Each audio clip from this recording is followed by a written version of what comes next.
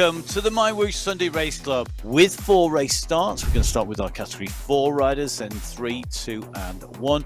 Our riders are lined up in yellow, that is our Category 1 riders. In green, our Category 2. In blue, Category 3. And Category 4 in red. Looks like a little bit of a push-on. Well, we've gone under that sprint banner, and Pip Hill obviously wanting to stretch her legs, ready for the climbs that are coming. Now, the climbs that are coming are short and steep. The first climb called Kier does top 17%. Category 2 riders showing that they're moving even quicker than Categories 3 and 4. But Category 1 are on the descent now, and they are motoring. Category 3 leaders are only 600 metres behind the leaders in the Category 4 race, and there's a couple of red jerseys in there as well, taking a tow at the moment. Guess what? You've got Category 3 and Category 4 coming together at the front of the race, and this is where we see the transition from the group in front being Category 4 only to being Category 3 and 4. They're coming, and they are coming too quick. I think the only hope is that this group is big and that it's long enough that the riders in Category 3 can jump on the back of the group, because it's a big pack. Look at the size of that leading group on the road at the moment. There's at least 16 riders in that leading group, and they are only 200 metres down the road with 1 kilometre to go. Still got a way to go. They've got to turn around this right-hand corner before they see the finish line.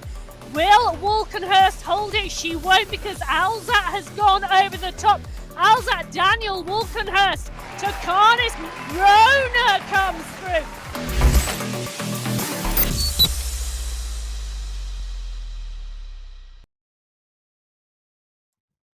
Hello and welcome.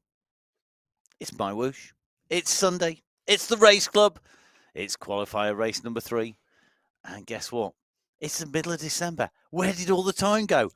It's been a great week. We've been out at bike races. We've been riding our bikes. My name's Matt Payne. I'm going to be taking you through all of the action by me and my co-host has indeed been out at a bike race in real life, getting all down and muddy with the cyclocross. Emma, welcome back into the studio. Well, it's great to be here. Not only have I been muddy wandering around a cyclocross, watching some fabulous racing and skills from riders in the mud. I've been racing myself, but on a turbo this week. Always a good thing to keep indoors and keep warm, given that in the Northern Hemisphere, where the studio is based, it is a little bit cold. Unlike what's going to be red hot, Alula, the new world. Well, yes, this is the first time the women have raced on this Alula course. And take a look at that. 35 kilometres of racing today, 542 metres of climbing. And the heritage climb, rather than coming at the end, which it does on one of our other Alula race courses, it comes pretty much in the middle of this course today. And then we have the descent and the run in to what I think is going to be a really interesting last 3.5 kilometres. Well, because that is a rolling set of hills before the checkered flag. I think we're going to see a breakaway. I think we're going to see some attacks, but they've got to get over the heritage climb first, and that's 5.9 kilometres with an average gradient of 5.7%. But there are some very steep kickers on that climb. Along the way, we have 5 300-metre sprints. Now, this is not going to be an easy course today, but it is going to be a great one to watch. It is indeed, and on the very start of that, even though it's not categorised, there's a little bump that comes in very early on that will be the initial separator if anybody hasn't warmed up well. So 4 categories to start in yellow, green, blue and red. Categories 1, 2, 3 and 4. And it's our Category 4 riders who will set off first. A really big cast in here. Salama Al-Kabi in here. Interesting to see they've got Heidi in here. Kirchner, Paolo Moreno. No teams on here, but of course that will change when we go on to our monthly finals. But let's see who will take this out. Will Bridget Bremner be on some awesome form? It's time to be ready to go. Here we are, the riders lined up on the start. Yes, they are indeed. The seconds are ticking down and the red jerseys are waiting. Well, away go our first category today. Away go category 4 on qualifier race number 3 on the MyWhoosh Sunday Race Club. This is December. This is 2023. We have today and 2 races left on the Sunday Race Club this year to round out 2023. Who's going to take the win today? Who's going to top it off with a win in the finals? The finals are on the last day of the year. It's going to be a cracker. So is today. Yep, I'm really wondering where we're going to go. We've had some great courses, haven't we, Emma? And the Category 4 riders, they get to experience that first. And when we've got a new course like this, which is a revamped version of the Alula World, with the new route, with this very interesting finish, I think it certainly changes it up, because although people are riding on the platform, they're racing on the tune-up Tuesdays. We've got the Winter Madness series in progress at the moment. We've got lots of social rides. It's never quite the same as it is racing it in a qualifier or a final for something major like Sunday Race Club. Yeah, no, that's absolutely true. It is not quite the same. And what's also not quite the same, Matt, is that the men were on a new Alula course on qualifier 1 in December, but it had a very different profile after the Heritage Climb.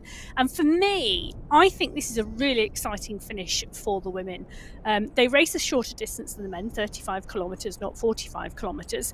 And I think that this set of rollers coming in at 31.4k into this course today, it's going to be so interesting to see how the women race this course and what they save for the finish. Yep, and we're hitting that first bump that I was talking about now that comes in. So this is the other end of the course. I mean, we're literally in to the very first kilometre. It's a 4.5, nearly 5% climb at the moment.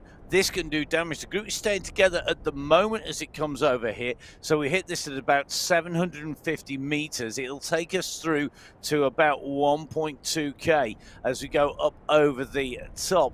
It's not big enough to absolutely make a race-winning move, but if you haven't warmed up, this is the catch-out moment, isn't it? Yeah. This is where it catches out somebody who's not warmed up, maybe not quite got up early enough to be ready to go. Maybe it's somebody who's just jumped on board, had a tech issue last minute and fixed it, but is not quite on the ball. It's a catch-out moment so early. But then we've got this long run into the climb.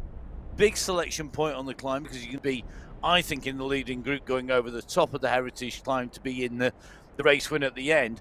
And then we've got the bumps in. And I think, to be brutally honest, with this course, if anybody's able to get off their bike and stand up, they haven't gone hard enough, because it's so hard at the end. It is, but I also think the Heritage Climb is really interesting because it's not a, how should we put it, consistent gradient up or consistent gradient down. It's a very techie climb, and it's a very techie descent, and we have seen chase groups make the catch on this descent.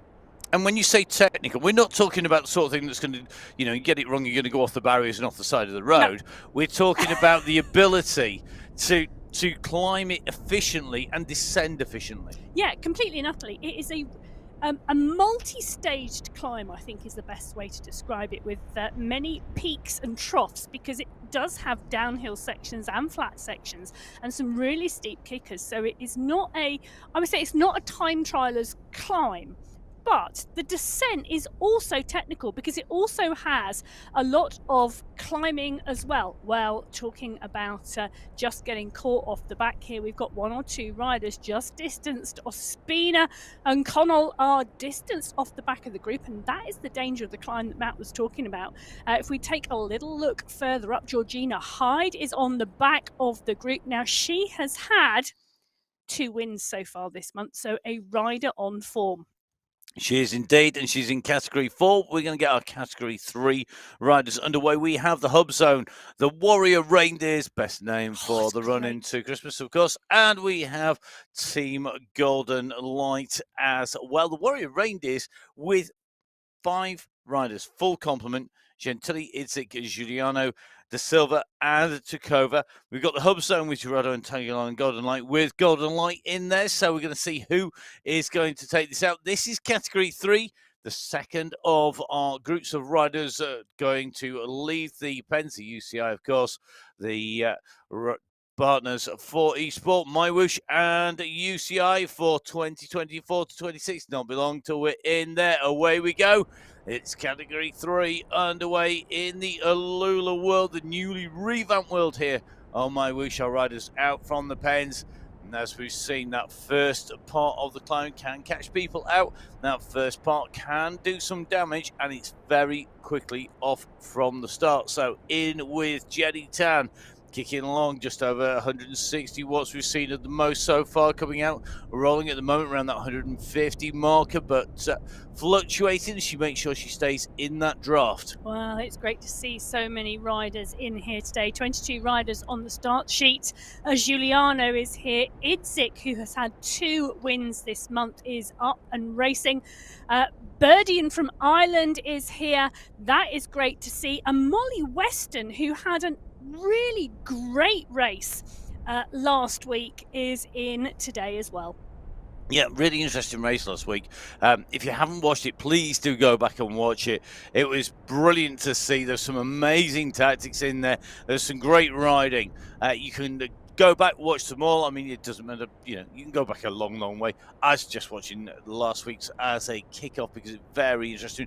This week promises to be just as exciting. Our riders on the way into that climb. Well, I'll tell you who else had a really good ride last week, and that was Rebecca Johnson, who has joined us this month. So this month is her first racing month on Sunday Race Club, and great to see her absolutely in the mix as well.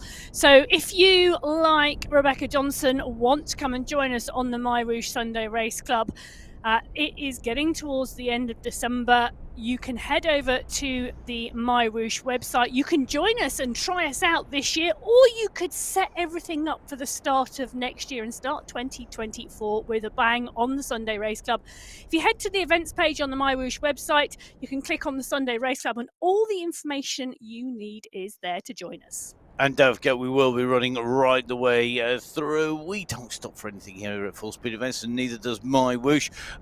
Emma and myself joining the team at MyWhoosh, and have to say, really looking forward for 2024. It's going to be a really exciting year. You can see us going past the UCI banners here, along with the 52nd National Anniversary banners on the side, and really looking forward to seeing what 2024 holds. I'm hoping at some point I'm going to get back on the bike and get outdoors. At the moment, riding indoors on MyWhoosh, which I'm really enjoying. Had some really great rides on there, chasing after a fair few people. Went on to the Parramatta World. Yeah, that was entertaining. That first climb out there, very reminiscent of this first climb. Over the top of that, there already are Category 4, and as you can see, they're making the way through. Now, these little bumps are virtually impossible to distinguish on the main profile of the course map because the scale, the size of the heritage climb dwarfs these. Very tricky to see these. These are kicking in to around about the 4K, and we are already starting to see riders distance off the back. They're on the way into sprint number 1, which is the Valley of Tombs sprint. And they're on the way in. At the moment, we've got Lenore, we've got Bremner in there, Heisen there, Kirchner, Lloyd. So a lot of the very familiar names as we come in towards the sprint. But because it comes after this little section, it gives us our first chance to see who exactly is in this group. Because, of course, whilst they don't count for any prize money, each of our sprints count towards that green skin suit of being the best sprinter in the peloton in each category. And that means that if our riders go through here fastest, they get 5 points, 4 for second, 3 for third, 2 for fourth, and 1 for fifth. All those points add up, and it looks like it's going to be Bridget Bremner who's going to kick out on the way through. Bridget going for this. Great to see Bridget riding so strongly on the bike at the moment. She goes underneath that banner. She's going to take maximum points. And looks like she's eased straight back off again to come back out of that. So great riding there by Bridget. She goes through, scores the maximum points on the way through as we move to Category 2. So Category 2, we've got the Sunday Crew, we've got the Grandma Gears, and the Choco Ramintos, which is just a super cool name. Yes, we did practice that this morning. Well, I did anyway. I hope everyone has, because the Choco Ramintos is a real mouthful when you've not had enough chocolate or coffee. There you go. Well, talking about chocolate or coffee, 13 seconds still on the clock. And Montoya, Sanchez, Ruiz, Alzat, Holweller, Kokkonen, Zimmerman, Hadlock, Alzat, Ospina, Janti, Walkenhurst, Smithers. Let's go. Well, away go Category 2 on the MyWhoosh Sunday Race Club. It is a packed field. 30 riders, I'm going to say that again, 30 riders on the start sheets in Category 2. Rona, who took the win last week as she came through that bunch in the sprint, is here. Svardström, who took the win the week before on the Jebel her feet, we know she can climb, is here as well. But as I mentioned, it is an absolutely stacked field. Kimberly Miller is here, Rosalina Barragan, Emily Mabbin, as well as just the huge range. I mean, I could just literally read out all 30 names. Yes, it is. But I'm not going to. It's incredibly strong.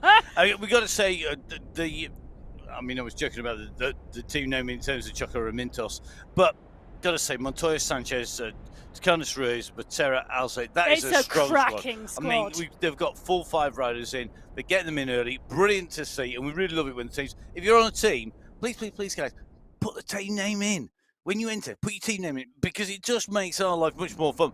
Partly because we can look at the team tactics, and when we watch this back afterwards, because we don't just put the worst of the action, we're then watching it back afterwards to see the action, to make sure that we know what's happened, anything that we might have missed, not watching the same action necessarily as we talked about, but also the other things that are going on in the background.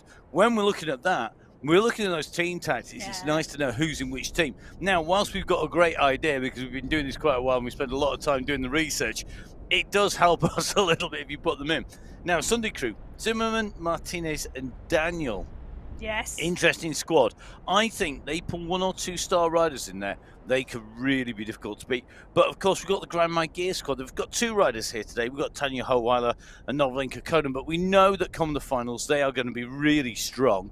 And this type of terrain is going to suit them. We're on this little kicker, on this little bump, and we're already seeing that push. And we know that riders like Howeiler is going to go strong from the start. She's very rare. I don't think I've ever seen Tanya Howeiler caught out by anything. Well, let's bear in mind, Grind My Gears were the team winners in November in Category 2, taking 1st, 5th and 10th. Now, Walkenhurst was in the squad last month. Hadlock was in the squad last month. Holweller and Kokkonen are in the squad as well. So let's not forget that whilst the teams are all on the sheets, or the teams that are on the start sheets today, so the 3 teams in this Category 2 race, not all the riders are allocated to that team yet. We need to wait until the final, until that full allocation takes place. And of course, everybody, when they come to that final, racing for team money as well as individual prize money. Now, Category 2, obviously pushing very strongly from the start, and that's indicated by the left-hand side of your screen. Big gap starting to open up. We've got riders yo-yoing at the back of the pack in Category 2. Category 3, well, those leaders are coming into that same Valley of the Tomb sprint that saw Bridget Bremner go through from Cynthia Michelle. Then it's going to be Kirchner. Then it's going to be Lloyd and Arias, the 5 scorers in Category 4. Category 3, about to come in through towards that finishing line. You see the green arch that started it. They've been through. They're heading towards the green arch that finishes. Molly Weston kicking on here. Great way to stretch your legs out. And, of course, a great way to disguise an attack. Because this, if you push through and keep on pushing, you're going to go hard. Interesting to see Pip Hill really quickly up in pursuit there. But both Weston and Hill backing right off as they go through. So it's Weston from Hill, from Khalifa, from Geraldo, and then Idzik in Category 3. And that green skin suit being allocated to Molly Weston. The green skin suit that denotes the leader in the points competition. Let's jump in with Category 1 because they are about to go. Category 1, well, they are the strongest of the riders, and the Risky Biscuits, one of our strongest teams. They are absolutely formidable with Mina Koistonen, Catherine Fuhr, Marlene Bjarhead and Chiara Donny on here. Going to be interesting to see who can ride strongly of that team on here, because of those riders, Fua has proved herself to be exceptional across all of those categories, so we will have to see how that goes. Well, Fua took the win last week. It was Columbia the week before. So will it be 3 riders in 3 races to take the win? Only time will tell. The gun has gone. Category 1 are away. Cornelia Engstrom leads them out of the start pen today. Kalman, Waite, Lundin, Prado, Fua, Giovanni, Hermansen, Sidlick, they are all in here, all ready to go. 23 riders on the start sheets today. It's going to be a good one. It is, and we've got a real good, strong mix of riders, not just regulars on MyWhoosh and on the Sunday Race Club. We've also got some very strong riders coming in, some newer riders who have shown themselves to be good across esports, making their way in as well. And of course, we've got lots of the teams that are regularly out and racing. Now, interesting to see who is going to be very quick off the blocks today. I suspect Category 1. Now, in theory, they know all the tricks. They are the top of the tree. They are the riders who know exactly when to measure their effort. They know exactly how hard to go. But, of course, no plan survives contact with the enemy, because this is what's going to happen. You know that it's all going to go out the window the moment somebody does something very different. I love the fact that you have just called tactics and skill tricks.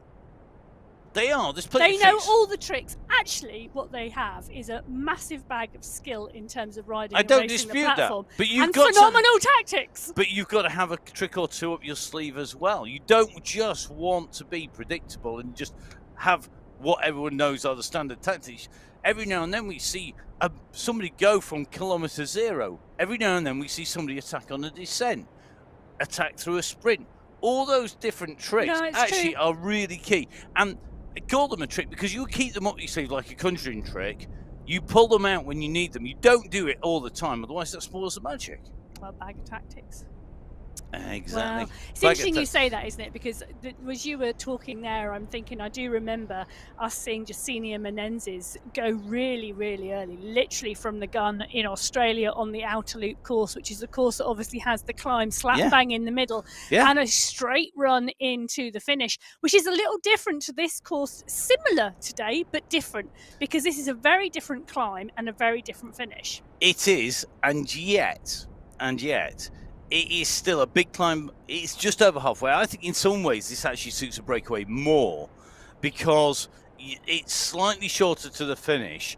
And with that run-in coming in, the climbs are harder at the back end of the race. I think that will play into the hands of somebody going for a breakaway. We will have to see whether that is going to be the case. Category 2 leaders coming in to the sprint here, into the Valley of Toon sprint.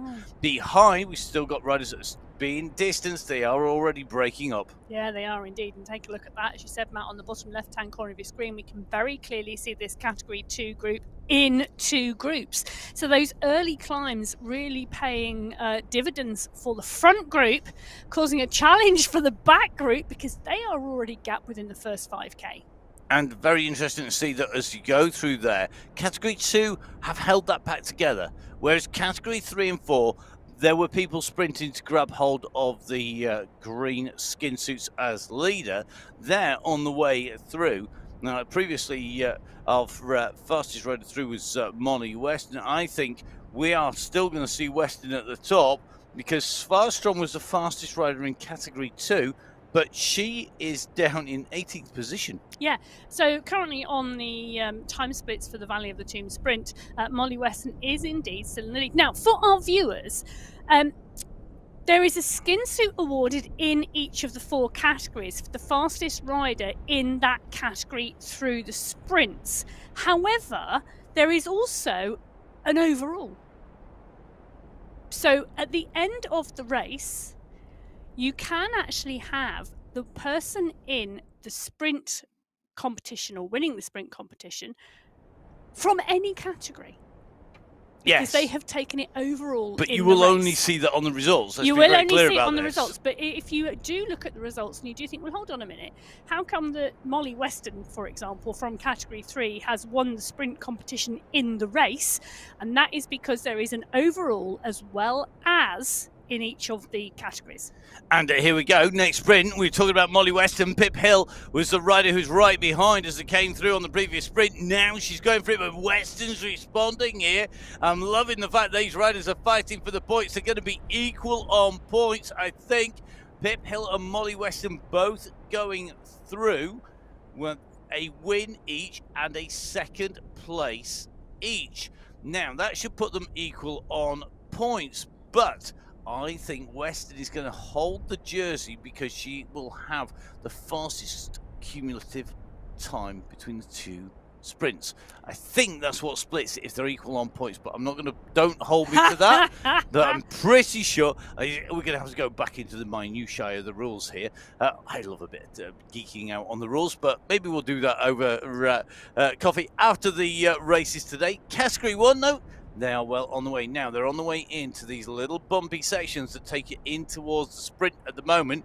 We have got riders distance already from the gun. We do need to remember, of course, that not everybody will be racing this flat out today because they're not all necessarily going to want to do that kind of level of effort at every single race all the way through. A number of riders need to come back, and we've just seen I'm not going to give any spoilers for the cyclocross women's race yesterday that was at Herentals, but a rider who had been on the floor, who had been dominant, had a good ride yesterday, but maybe not the ride that we expected.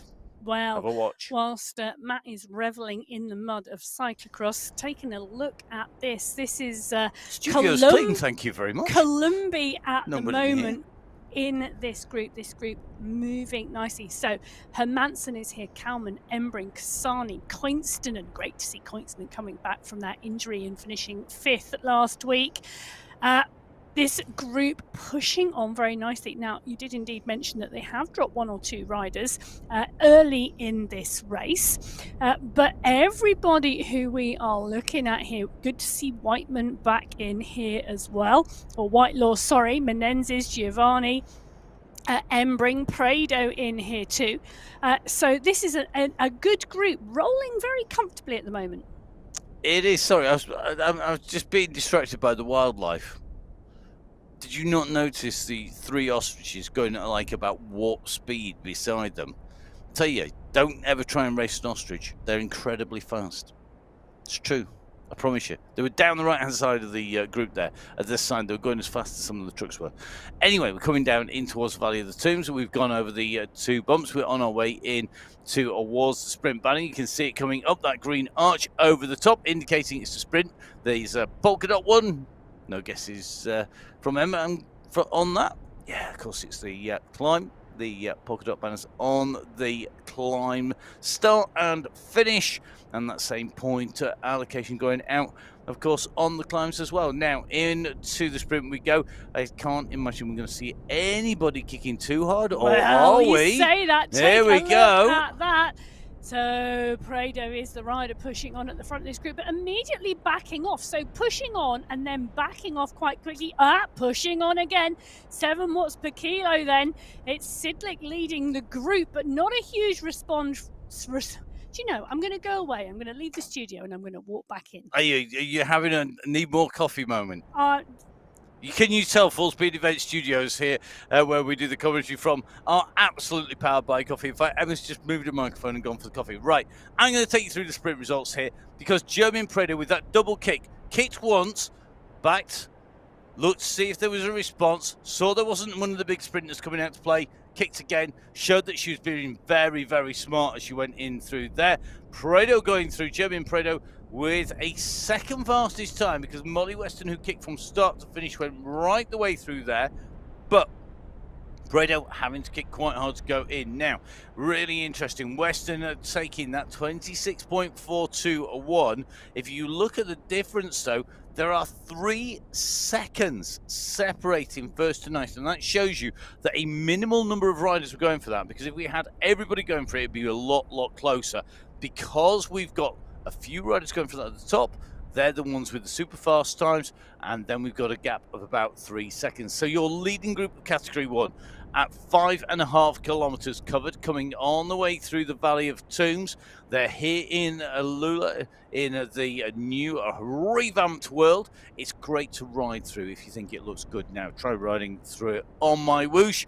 Make sure you get that monitor up, get the big screen up there, mirror it up from your iPhone, from all of the various devices that you can pop the platform on. And don't forget, of course, we want you to come and join us here on Sunday Race Club, because on Sunday Race Club we want to give you lots of prize money because we want you to jump on board. Really key. I mean, MyWhoosh is supporting the sport on the Emma in terms of looking after riders, in terms of making sure that riders get some financial reward for racing and committing to racing on the platform. Yeah, and that's really key. And it is really key. And it's also about creating a specific discipline and allowing riders to professionalise in that specific discipline, rather than having to go out and earn their living in a different way. Yeah, so you don't have to go off and be a road rider and then try and transfer those skills across to esports, or then be an esports, or then be having a mountain bike or cross, or ride on the track, or cycle football, or whichever it is. So we do see riders doing that. We do see road riders coming in, we do see mountain bikers coming in and then dropping out again, but this is an opportunity for riders to specialise in that esports discipline. And this is where it counts. When we hit the hills, Category 4 are on to the climb, and they're going to be ascending the Heritage Climb, just shy of 6 kilometers of ascent. It is a step climb, as Emma has said, and it is a very tricky climb. Category 4 just hitting the climb here. So let's see how they get on. 4 categories on the road. Category 4 hitting the climb. 3 on the way in, 2 a little bit further out. Category 1 with the furthest distance to go till they hit the base of the climb at 13.3k. It's a long climb, and that means we've got quite a lot of time. Hopefully enough time to bring you some prize money and to show you what's up for grabs, because we were talking about prize money earlier on. So at the moment we're on our qualifier races. So right hand side of your screen, 2,160 AED top prize in Category 4, with 5 riders getting those prizes. Remember, this is for the verified results. You don't get those until the results are verified. We've been talking about the teams competition. As you can see, monthly finals, very end of the year. What a way to round out the year. Yeah. Get your team on board and win that team prize, 10,800 AED for first, down to 1,080 for fifth. Now, Category 4 is our standard category. When we move up a category, from Category 4 to Category 3, we move up in prize money. So it's now 3,600 AED for first place in the qualifier race. And if your team were to win at the end of the month, get those team names in, 18,000 AED. A big step up as you go into Category 3 from Category 4. Guess what happens when we go from 3 to 4? No prizes for this one. It is all about making sure that you come in the top 5. Top 5 individuals. 6,000 AED for first, running down to 1,200 AED for fifth, and the team prize 30,000 AED. I'm ahead of myself already, because when we move from Category 2 to Category 1, guess what? No prizes for guessing this one either. It's a 50,000 AED. There we go, gave you a heads up on that. In first place in the team competition, 50,000 for first, 30,000 for second, 20,000 for third, 10,000 for fourth, and 5,000 AED for fifth in the teams at the end of the month. But look at the individual classification in addition in the monthly finals, and all the way on every single qualifier race. Should we go backwards? Let's go backwards. In fifth place, you will be taking home 2,000 AED. In fourth place, 4,000 AED. In third place, 6,000 AED. In second place, it is going to be 8,000 AED, and a whopping 10,000 AED for first place. Now, there's no prize money for going through the sprints, but if our Category 1 riders on the screen were to take the win, Emma, they might not be spending that in AED. They might be spending it in something else.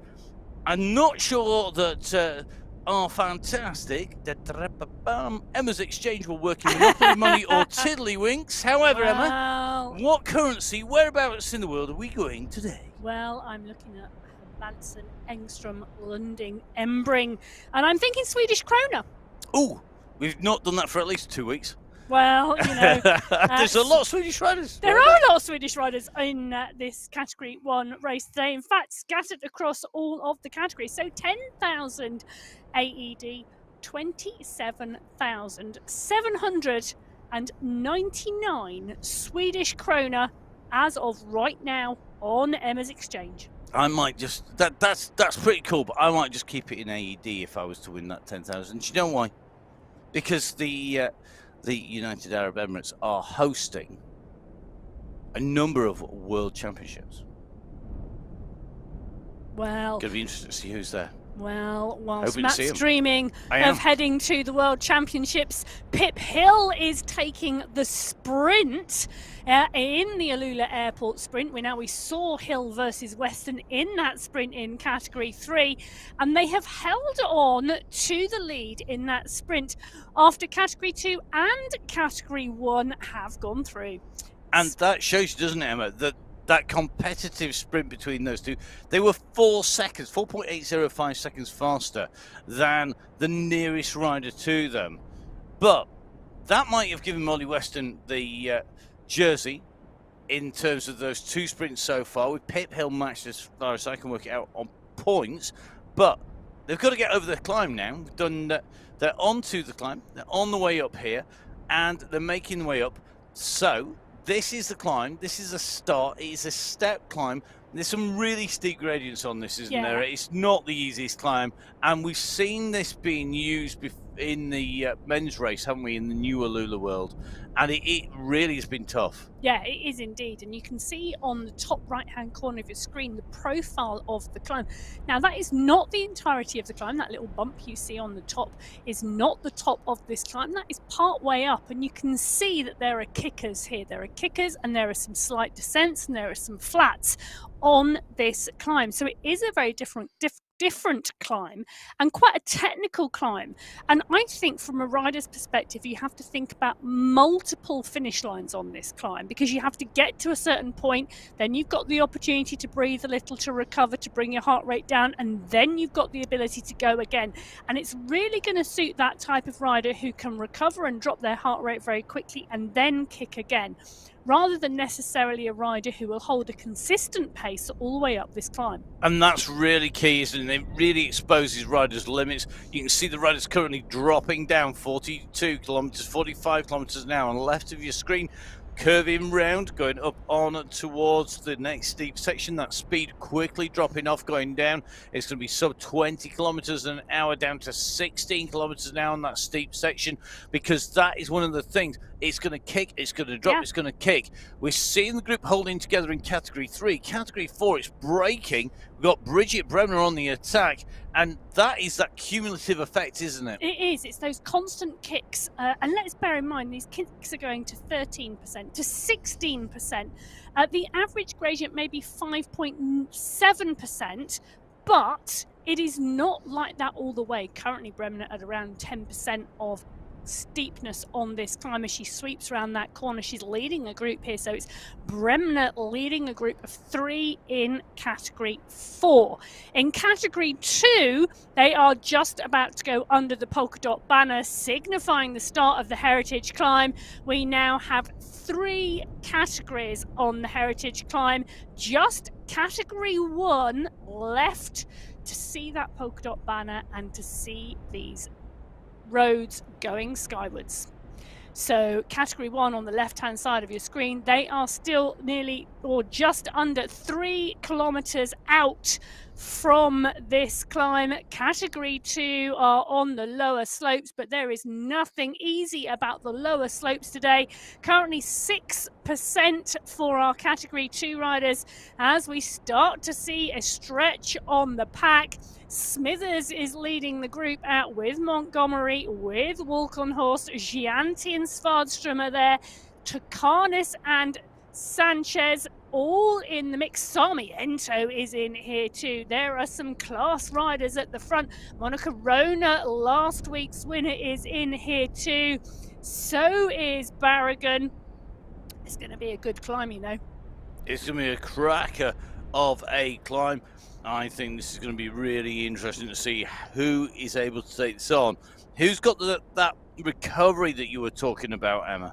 Yeah, it is going to be an interesting climb today in all 4 of our categories. And what's going to be interesting, Matt, is to see whether we see a lone rider go over the top or whether we see a group. Well, it's doable, isn't it? I mean, you look at this, Claudia Chantilly here. She's got 7 seconds. There's a big group behind, and that's not what she wants to see. Because if you are breaking away solo, you want them in 1s and 2s behind. At worst, then, that might mean that they take a bit of time to get together. At best, it may mean that they never get together, and then it is one rider versus another just about, or 1 versus 2. But at the moment, we've got a big group behind here as we start ascending on the way up the climb. Look at the height they've gained.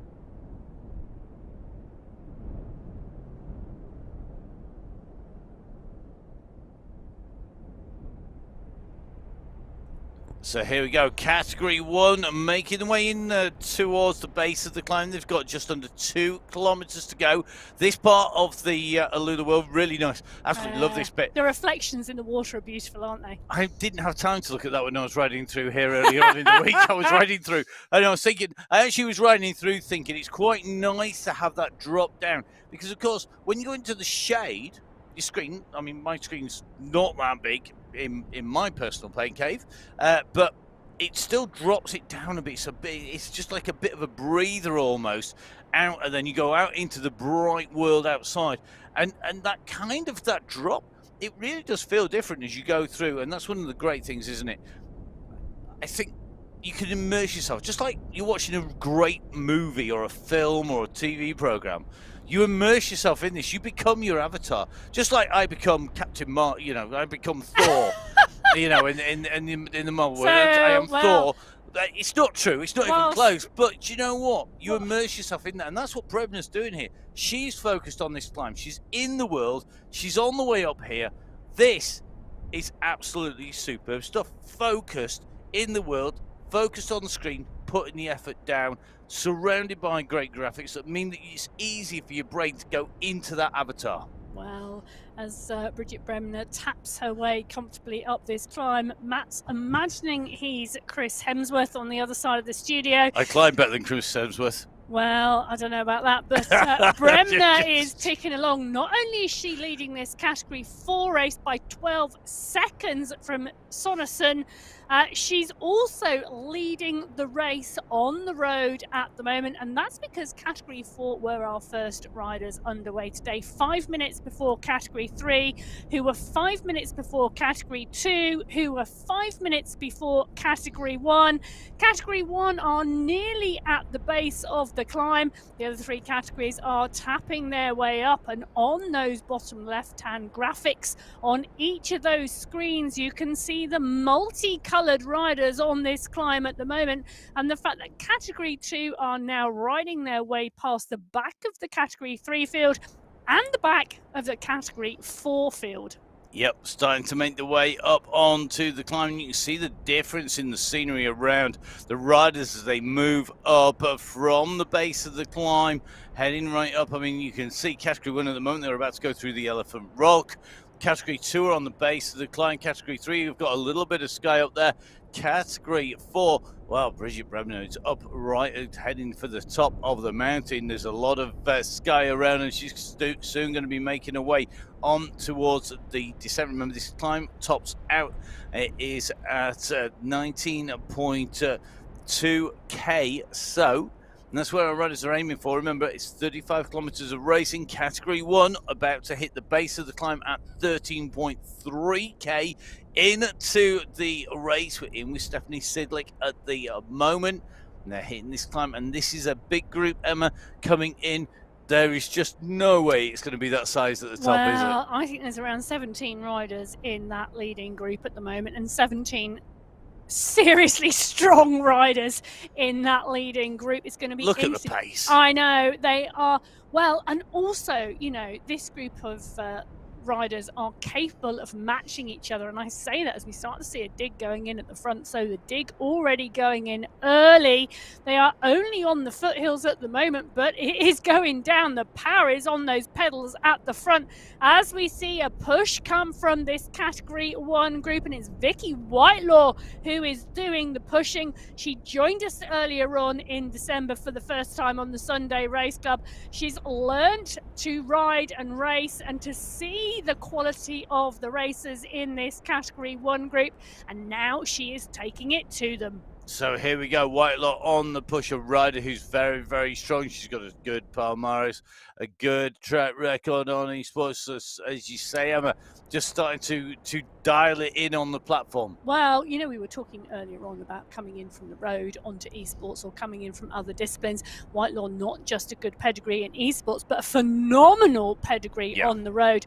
Represented her country multiple times at the Road World Championships, a Grand Tour stage winner as well. So phenomenal background and strength and depth, Vicky Whitelaw.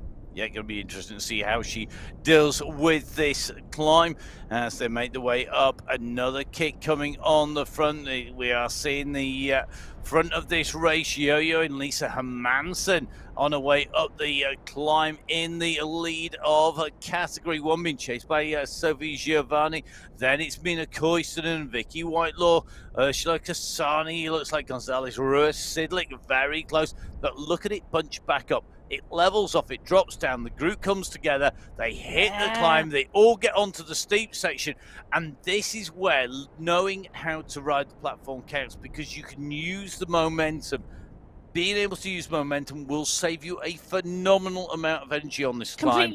Really, really key. It lets you get away with being a relatively poor climber, and yet... I'm not sure about that. No, it does. It does. I'm sorry, it does. This climb, none of these long sections are that long, that a good ruler, a good power rider who is not necessarily a great climber can stay with the climbers because they get the momentum, because they get the roll, because they know where to push.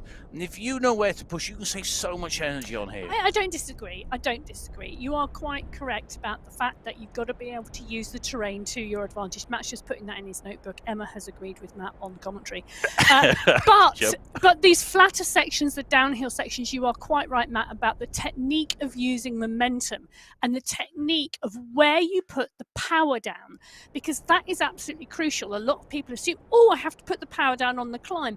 Actually, if you put the power down on the descent, you take the momentum, you get your speed up, and then you hit that climb with an enhanced speed. And it's knowing where on the descent, how long that will last, where you can put it in for maximum effect, and how long it will roll through, and knowing what the gradient is. I mean, we saw that in Belgium last week when we came off the Eichenberg hill onto the Eichenberg climb. It's a very quick transition. Yes. And yet, not everybody takes the maximum pace through at the minimum amount of effort, because it depends on where you are in that pack as well, going into that optimum point. So learning that, riding that, getting the feel for it. You don't need to be able to think it out. You don't need to be able to process it like some supercomputer. You need to feel it, because if you're thinking about it, you're probably not going to get the timing right. Wow. It has to be instinctive, I think. You've got to ride the platform a lot.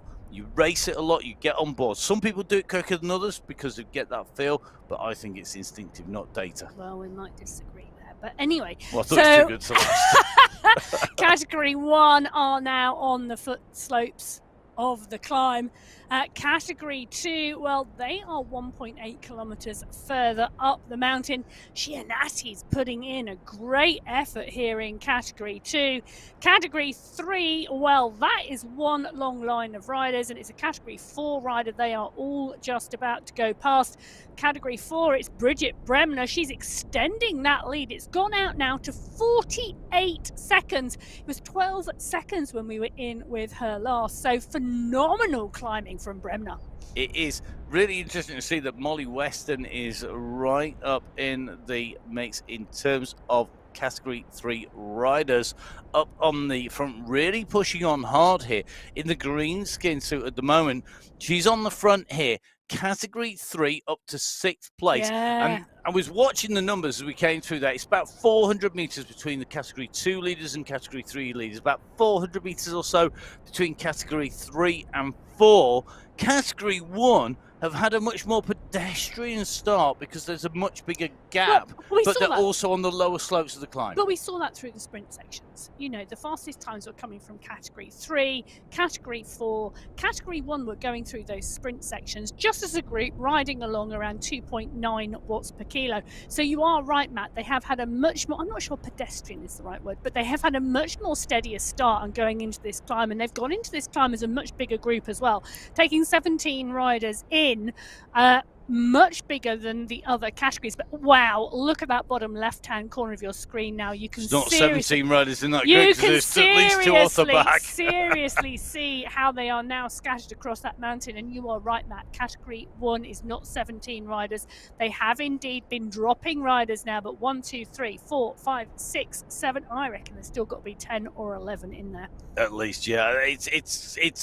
It's dropping. We are losing riders. We've seen the gaps open. We are seeing riders close the gaps back up again, but there is a point at which when that elastic snaps, you are not going to spring back in to place. You're not going to jump back into the bunch, and the gap will be there. Now, that is dependent on the pace being pushed on the front. But down at Dave Mashandi has had a great season. Of the riders that we see regularly up there, Mashandi, I think surely, I mean, you know, rider who we are expecting to take a win, could well be her day today. This could be the course that suits her, because it's tough, it's hard. We know she excels when it goes uphill, but we know that she's good at sprinting as well. And so it is that mix today. So will it be Madonna Dega Mashandi's day chasing Celine Columbi, who had a little gap on the downhill? And I think Columbi's just riding over the top of the crest that little bit more than most of the other riders at the moment. So she's riding over and she's driving into the downhill slope, using the downhill slope to get a gap, to open up the gap. And by doing that, she's already accelerating away as the riders who are approaching the crest are slowing down. That is forcing these gaps. It's making the riders behind work, and it means that she's able to use the momentum to her advantage.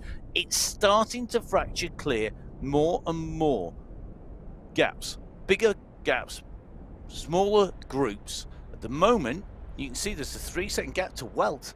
That is good. That could open very quickly. Well, we talked about Molly Weston earlier on. Her and Pip Hill were going head-to-head in the sprints. Well, Weston's obviously warmed her legs up beautifully because she's tapping away up this climb, currently leading Category 3. Jackie Giuliano is the rider leading the chase group, and it is a chase group behind, because not just Giuliano in there, De Silva is in there, Gentili is in there. Then there's a small gap back to Turkova. Pip Hill, another gap further back. So Molly Weston really riding well and strongly in Category 3 at the moment. She's just gone past the chase group in Category 4. The only rider ahead of her now, well, that's the leader of Category 4. That is Bridget Bremner, and she is doing an amazing solo climb at the moment. And you know what? She's not got far to go, just 800 metres now to the top of the climb for Bremner. Yeah, going to be a good ride here by Bremner, whatever happens now onwards.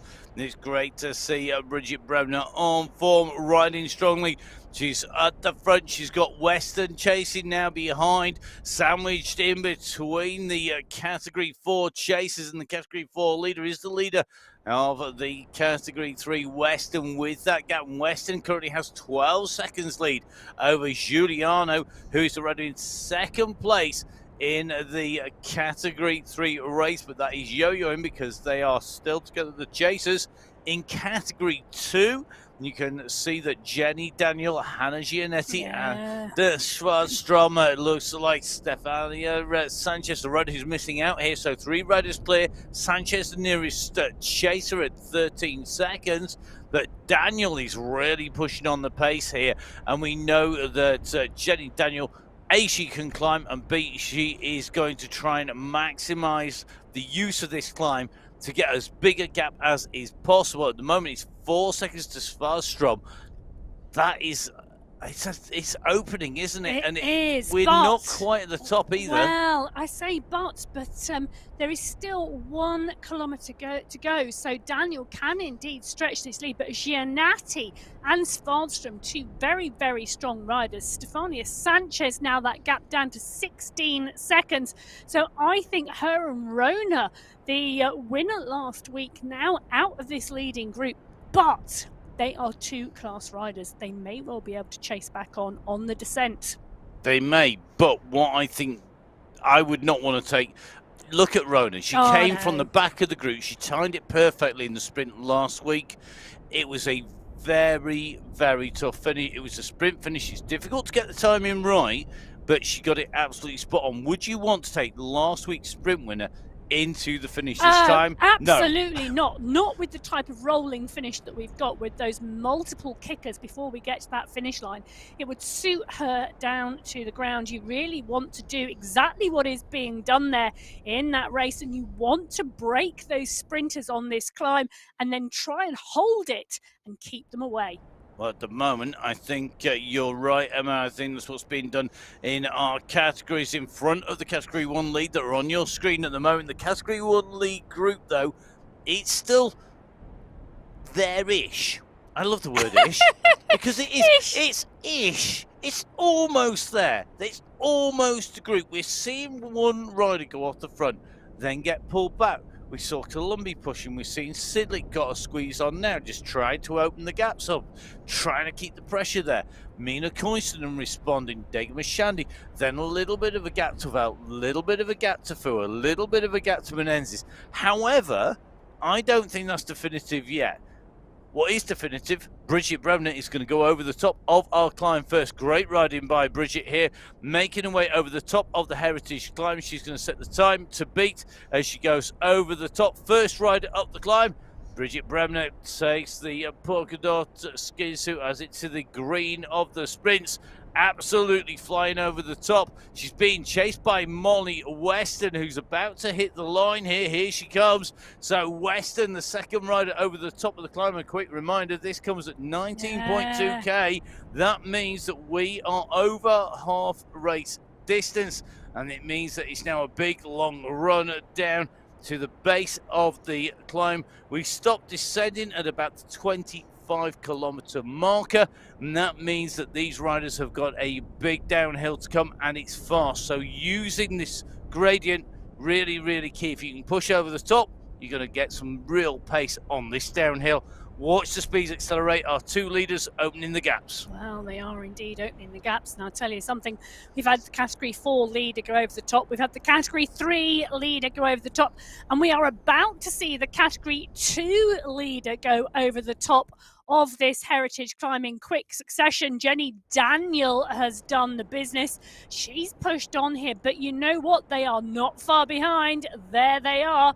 That's Giannatti and Svardström. So it's 3 riders leading the Category 2 race. Now, if these 3 can work together on the downhill, they're really going to pick up the pace, because the faster you go, the stronger the effect of riding in the draft. So if you can draft on the way down a hill and take it in turns with the draft on a downhill, you see even bigger time gains on the downhill if you can draft. But the problem is trying to get that drafting pace right when you've got such big accelerations because of the draft is really, really difficult. If you watch the numbers at the top of the screen going from green to white, green, it means that you're in the draft. White is in the wind. You'll see that these riders are going to find it more difficult to sit in the draft because the pace is quicker.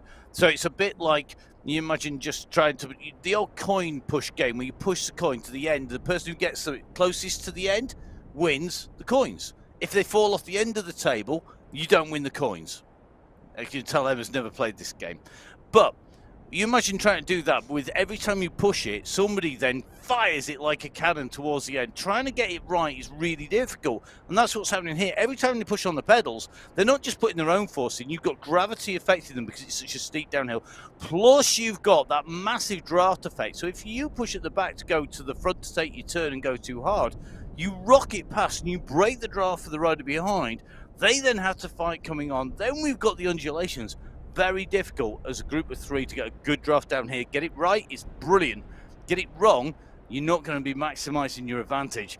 I'll tell you something, they are moving at the moment on that downhill, and I think it does mean it's a good indication of what's going to happen in Category 1. At the moment, we've got Stephanie Sidlick leading from Mina Koistonen. Koistonen a little bit closer to that chasing group behind. Sidlick, she can push through this little descent onto the final climb section. Will go over the top solo first, but it's a bigger group behind. The bigger the group, the easier it is to stay as a drafting group. Well, do you know what? We talked earlier on about Vicky Whitelaw and new riders coming in December. Stephanie Sidlick has also joined the Sunday Race Club in December, and she too is learning quickly how to race this platform and how to race it to her strengths. She's a road and gravel racer from the USA and an esports specialist, but Mina Koistonen, it is so good to see her coming back and her recovery, back on the bike and starting to ride strongly again, and that climbing ability that we know she has absolutely starting to come back into form. So Sidlick is going to be the Category 1 rider who goes over the top of the heritage climb first, and she's going to push herself up into the top 30 riders in doing so. As she heads past the Category 2, Category 3 and 4 riders, back at the front of the race, it's Bremner in 1, our leading Category 4 rider, Weston in 2, our leading Category 3 rider, and it's not going to be long till Molly Weston sees Bridget Bremner as she sweeps round the corner on this descent. Now it is 4 seconds down the road to Bremner, but 4 seconds on a descent. There you go, they are now in sight of each other.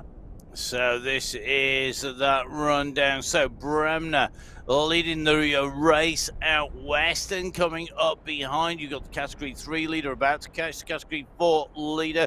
That what we need to see here, what's going to be really key for Bremner, is to try and jump on these wheels. Whether she can or not, I don't know, because we are going to hit a descent. She's got a chance, but they made the junction. Weston makes the junction, and now here we go. Let's see.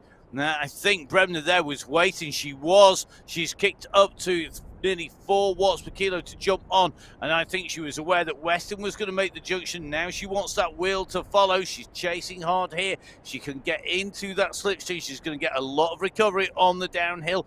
This is great to ride down.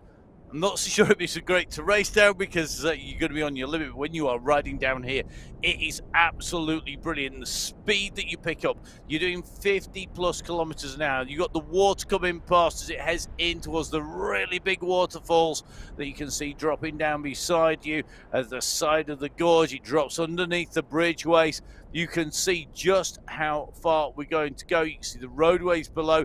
You know that you've got a big drop to make, and you know that you've still got plenty of distance to do some recovery on the way down before we hit the flatlands and that run towards the finish.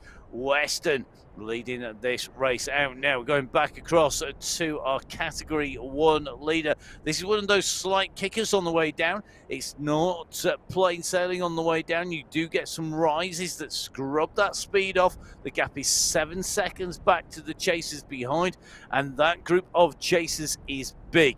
It does mean that Stephanie Sidlick has got to work cut out to stay clear on the run into the finish. She may hold that lead to the bottom of the descent, but it's going to be hard to keep that rolling all the way into the finish line here on the MyWhoosh Sunday Race Club.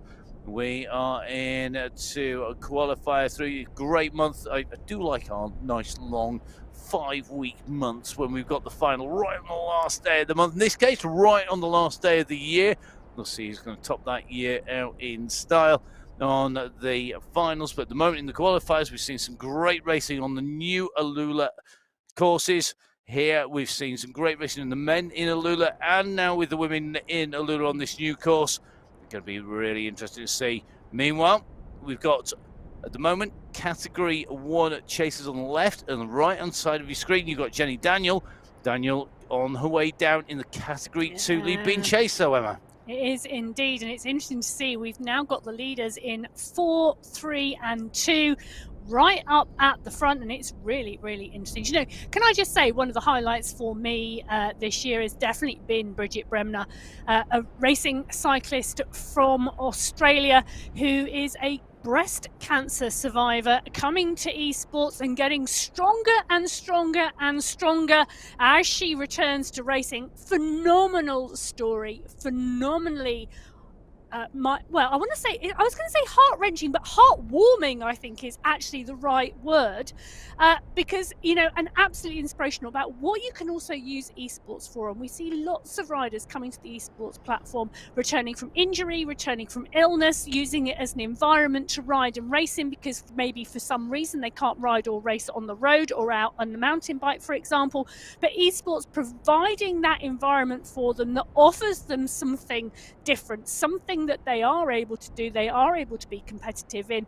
And absolutely phenomenal effort from Bremner today. I think she's going to be a category 3 rider before long, because this progression that we are seeing from her, the strength we are seeing coming out, absolutely brilliant.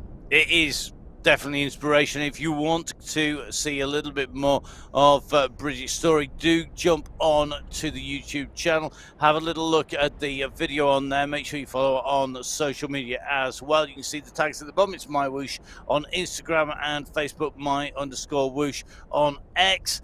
But do have a look, have a think, and got to remember, of course, it's not just people on recovery. I mean, you know, I'll put my hand up. I'm one of them at the moment. I'm not going to go outdoors and bounce my neck down the road at the moment, because it's still a little bit tender from doing that earlier on. But esports is somewhere where we have new riders coming into, and people, oh yeah, you know, that is all they do. It's not a recovery. This is it. This and that doesn't make it any less. Well, Nikki Lloyd in category 4 started cycling this year. You know, she started cycling this year, never cycled before, has started riding this year, has found esports, has found something she loves, and she too is getting better and better. I mean, Lloyd was in the top 5. She finished second last week in category 4. She's a strong, powerful rider actually, and the short, punchy stuff suits her, I think, much more than the long climbing. But people from all walks of life finding esports. It's a cycling discipline that is accessible to all sorts of riders, whether you are a world-class pro or whether you are a new rider. And it's one of those things, what I absolutely love about esports is literally I can walk out, literally pull on the cycling kit, walk into the room, jump on board, know that I'm not going to get soaking wet, know that I'm going to be able to put a quality ride in, know that I'm going to be able to engage with other people, know that I'm not going to be at risk. I know I'm in an environment where I can monitor what I'm doing, and I can see that progression in the data and in those facts, and then be able to jump back off, jump in the shower, and it's all done super quick, super fast, super convenient. Well, it is super convenient, isn't it? Because for people who are of a national level, who maybe for some reason can't go around the country chasing races, chasing points, or, you know, of an international level who can't for some reason, or who don't want to anymore, go around the world chasing races. It gives you quality racing from home. It doesn't. It's, let's face it, environmentally friendly. It really is, because, you know, I could drive 1,000 miles around the UK.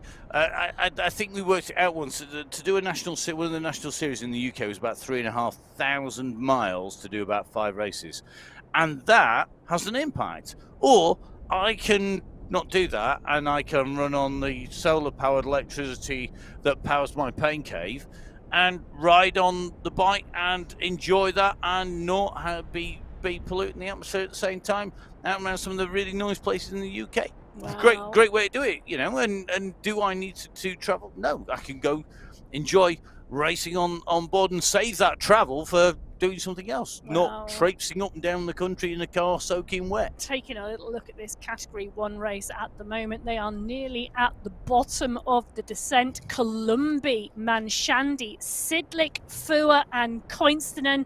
Menenzes is there as well. It's a class leading group, and it is a leading group in this category 1 race, a bigger group than we have in the other categories. It is Sidley getting caught by the immediate chasers. Fury's on the push now, and this is because we just hit the flatlands. She knows that she's got to get on now. It's now or never, because this is where the pace will accelerate up. A big sprint now will get them into the group, and then that leaves a big pack making the way down the straight of Category 1 riders here. So we see 5 riders. I think it's going to be, might well be six now. 6 riders coming through. Riders in that leading group. So 6 Category 1 riders in the leading group. 1 lone rider in Category 3. 1 lone rider in Category 4. And if my memory serves me right, we had a leading group of 3 in Category 2. We did. We haven't seen Category 2 for a little while, but in fact, we're going to do that now. Wow. Category 2 is Jenny Daniel on her own. She's accelerated it over the top of the climb and down into the base. Daniel on the way in. And in fact, that is going to be Daniel right behind Molly Weston. Yeah, so look at that. That is a great ride by Jenny. She was pushing over the top of the climb, but last we saw, there were a couple of riders very close. Daniel has pushed on here. 35 seconds, now heading for 40 seconds to the riders behind. That is a big gap, and at the moment I think this is going to work well and truly in her favor, in that she has caught Weston. We know that Weston is strong today. She's been running strongly through the sprint and on the climb in Category 3, so a good Category 3 with leader in Category 1. This is going to be close, but look at the groups that are chasing. They are reforming together, and that means that they've got that advantage. But sometimes it doesn't work. Why does it not work? Because the riders then focus on each other. They don't focus on the rider in front, and this is going to tell the story. Jenny Daniel, who pushed on solo, fastest time on the way through. Svarstrom a chaser behind, over a second down. But you look at all that group, they're all from 1.262 to 1.6 of a second. They're all chasing. The fastest rider is the solo rider, not the group rider. And why is that? Because Daniel has one mission. Go. Go, go, go, go, go. Nothing else. You don't look back. You don't hesitate. You go. And you don't look at everybody else. This group, if they look at each other and think, hang on, what we're going to do, Category 1, they're going to be looking at each other. The same's true of those Category 2 and 3 chasers. They look at each other, they think about each other, because it's what you can see on your screen. You've got that great phrase. It's so true. Out of sight is out of mind. Well, currently for this Category 1 group, everybody who needs to be in sight is in sight, because that's 6 riders in one group. That's the Category 1 race. It's the Category 2, 3 and 4 races that are down the road in front of them, and you can see that on that bottom left hand screen on those shots. That's where you can see those riders who are ahead of them on the road.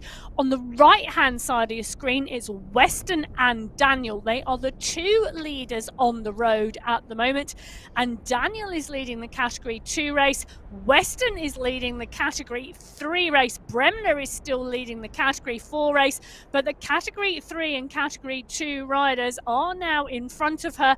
Bremner around 7th or 8th place on the road. I think Bremner has a company of Gianatti, De Silva and Rona who are chasing hard. That is going to help Bremner if she can hold those wheels and stay with them. So Daniel leading, Weston a couple of seconds back. Then at 52 seconds, a group of 3 riders, Svartstrom, Giuliano and Gentili. Svartstrom from Category 2, Giuliano and Gentili from Category 3.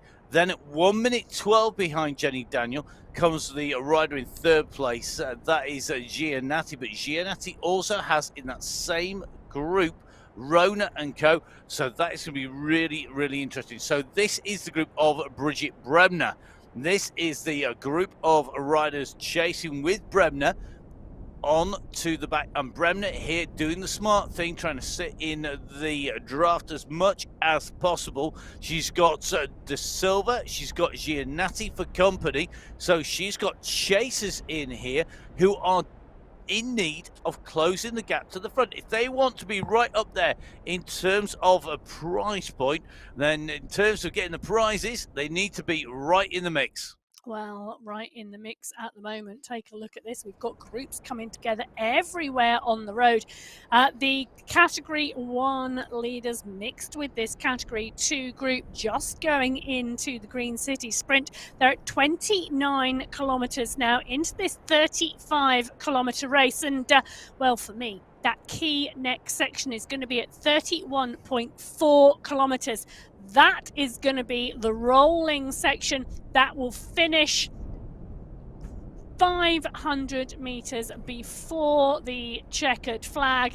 It's going to be a really interesting finish today, Matt, and I am, for one, I'm really keen to see how this plays out today. I think the first time we go on, because nobody's got any preconceptions of what it's going to be like, they might have done the homework, but they still don't know from a racing point of view what it's going to play out as.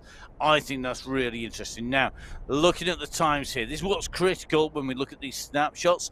Jenny Daniel, again, fastest time. Who's got the second fastest time? Molly Weston. Where's Molly Weston? Sat on the wheel of Daniel. These are the two riders in front. Then it is the group of Category 1 leaders going through, and then it is the chasers behind. Now, what is really key about this is the Green City Sprint. So this is our last snapshot, our last window before we run into the Alphacar Sprint Hills section, and it's a sprinty hill section. It is a sprinty hill section for a reason. Look at that profile. I mean, it's like a saw. It is like a sprinty hill section. There you go. We've had the flat, rolly, bumpy. We've now got the sprinty hill section, but it is indeed finally like I've got something named that I want. Of a saw blade. It goes up, it goes down, it goes up, it goes down, it goes up, it goes down. And this is going to be such a technical section to get right, because it's not just about the climbs, it's about the momentum and how much momentum you can carry, and whether a chase group can engage the afterburners and really push that momentum to make a catch. And don't be fooled by the size it shows on that screen. Remember the very first bump we went over at the start, left hand side of your screen, first bump that we went over. That split some of the group, that took people out the back. That is not as steep and it is not as high. And that shows you just how tough these climbs are. Right in the middle, the anti-penultimate and the penultimate climb, so the second to last and the third to last climbs coming into the finish, given that the finish is uphill, they are big, they are not little. That is not a 5-second sprint. Well, going over there, that no matter who you are, you might do some of the early ones quite quick, but they are big power, and you got to do that time after time after time after time after time. Well, there you go, because Jenny Daniel is showing you what 6.2% of one of these climbs takes, and it is a real push on at the moment. She's got 50 seconds now on Molly Weston, the leader of the Category 3 race. And wow, the group behind, the chasing group in Category, well, it's a mixed group of Category 2 and Category 3 riders, 1 minute 40 plus behind as well. So here we go. Daniels goes over the top of the second bump. She's on the descent the other side, and these, well, they are 6% up and they are 6% down. And it's steep and it's bumps and it sprints, because if you're going well, this is one of those bits of the course, if you're going well, you're going to go really well. Now, this is the smallest of the bumps on the way up here. Watch the kick. We're at 5%, well over 5%, heading for 6. This is where you put a kick in now. It'll roll you over the top. It's going to take you about 4 or 5 seconds on the power to go over the top. Anybody who's not with you now is going to have to work over. You try and get back onto the group. You drop back down in. Then we hit the segment proper. You can see that by the archway that's coming up. And now the hills get big. And the time up each of these little kickers is going to be key. Getting your pace right here. You don't want to give anything away to everybody else. But can you sustain 7 power kicks, one after the other of the length that's coming up. Look at the steepness coming up. This is going to hurt. Well, we've got 6 Category 1 riders in this leading group. How many of these climbs are they going to maintain that group of 6? We've already got a stretch on at the moment. It's Sidlick and Columbi who are pushing. Now, Columbi, we know she's a phenomenal climber. She's got real power. She won on the Jebel Hafit earlier on this month. But Fua is in here, Welt is in here, Coincident is in here, Manshandi and Menenzes are in here. But Menenzes is having problems at the moment at the back of the group. This is about getting the power, getting the timing right over the top and being able to power. This is not pure climbing. This is sprint climbing. This is about making sure you put the pressure on at the right time. You can see Menendez at the moment is off the back of the group. She's not getting any draft effect. The numbers are in white. She's not made contact. She's squeezing now. She's got to get in there, because if this group right away now, she's not going to see until the finish. It's going to take a minor miracle for her to be able to get back. She's got to keep pushing. 5.9 watts per kilo we're seeing coming out. She's got herself into the draft of one of the other riders now, but at the front, the next kick for the next climb goes. Another big kick coming, another big push over the top. Veltz is giving it some big beats here, 6.3 watts per kilo over the top there. Sidlick really pushing to get onto the wheels of Velt. Velt went hard there, and she started to break these riders. We are not on climb 7. We're on climb number 2 of the sprint climb section. This is going to be tough. It's a brave move going this early with this class of field, because these women can dig. They can dig deep, and they are digging deep to stay as a group at the front of this Category 1 race at the moment. Columbi, Fua, Coinston and Velt, Sidlick are all in here, but it's Columbi leading them out. On the right-hand side of your screen, that is Jenny Daniel, and that is the polka dot banner indicating the end of the Alpha Car Hills. 500 meters to go for Daniel. So Jenny Daniel is going to show us this run to the finish line. The first time that we're going to get a proper look at this at race pace. Jenny Daniels has led out. She has extended her lead over the second place rider. That is Molly Weston. Molly Weston leading her category in the race, but you can see that this push down, it's a quick run down. It's only a short uphill to the line, and that means that we're getting the momentum right. It's going to be absolutely key. You're going to need to be sprinting over the top and down the hill and onto the riser, and that is going to turn legs to jelly. Here she comes. She's going to come through to take this. It's going to be a Jenny Daniel, the Category 2 rider who broke clear. She's opened up minutes on the rest of the field. Jenny Daniel will be your winner of qualifier number 3 on the MyWhoosh Sunday Race Club. So as Daniel comes across the line in 1, the race is on behind. Weston is still leading the Category 3 race, and this is the Category 1 race, and I can see, well, look at that. We've got 3 riders. Coinstonen, Sidlick and Columbi. Fua now 3 seconds back. Velt 8 seconds back. So these rollers are absolutely killing the legs of these Category 1 riders. Molly Weston, our Category 3 leader, now in sight of the finish line. So great riding by Weston here today. She kicked, she overtook riders, she went clear. She soloed up the hill, she sprinted, she's climbed. She's going to come into the finish. Your Category 3 winner here today on qualifier number 3. It's Molly Weston. Well, Weston taking the win in Category 3. Coinston and Sidlick now fighting it out here. That last climb broke Columbi. So 6 became 5, became 3, became 2. The damage is being done by these rollers. Sidlick and Coinston now fighting it out. Coinston putting in the dig first. She is back on form. Welcome back, Mina Coinston. Well, Coinston leading this from Sidlick. Sidlick answering.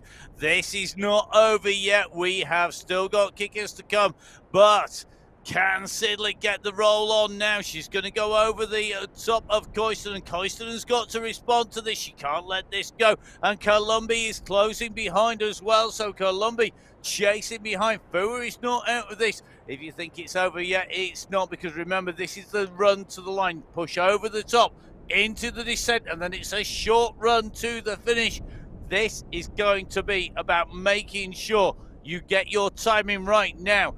Can Coyston use the run? Use the draft of Sidlick. Can Sidlick hold her off? It's Sidlick opening up the sprint here. She's starting to wide. She's only at 2.5 watts per kilo though. And Coyston's coming at pace. Coyston's going to go over the top. She kicks first. She could have this by getting the jump first here.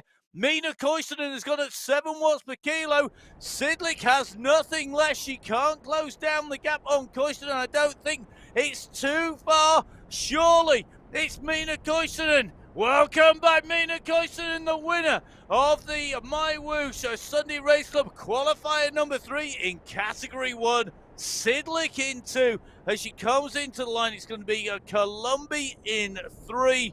Catherine Fua should be taking away 4th place, and the 5th place will be going to Amelia Welch. What a ride by our category 1 riders and all of our competitors here today. What a course.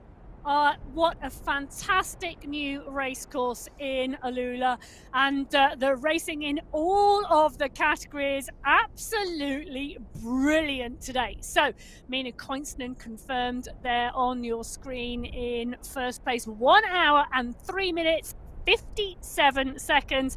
Sidlick in 2, Columbi in 3, Fua in 4, and Velt in 5. Daniel taking the win in category 2 with Spadstrom, Giannatti, Rona and Sanchez rounding out the top 5 there. And we've got Bridget Bremner taking the win in her category. We also have, of course, great ride by Molly Weston. Molly Weston doing an amazing job. So well done to all of our winners. Don't forget, of course, the results at the moment are live on mywhoosh.com/results. They'll be unofficial at the end of the race when everybody is finished, until all the riders are verified. All part of that ongoing process that starts before our riders even jump on their bikes, continues through the racing, and right out of the other side. It's been an absolute pleasure seeing our riders race the course in the revamped Alula World here on the women's race. You can catch up with me on social media. It's at Matt Fixer-Payne. That's on the bike, on Strava, on MyWhoosh, on social media. Emma, where can we catch up with you? You can find me at Biking Emma on Instagram. Please do get in touch. I love to hear from our riders. We are going to take a quick break. We'll be back very shortly for the men's race. Please do join us for that. We'll be back next week, of course, with our next qualifier. 2 more races left in December for our women. Really looking forward to seeing where we're heading next on the MyWhoosh Sunday Race Club. But from all of the team at MyWhoosh, from Emma and myself, we'll see you again soon. Goodbye. Bye-bye.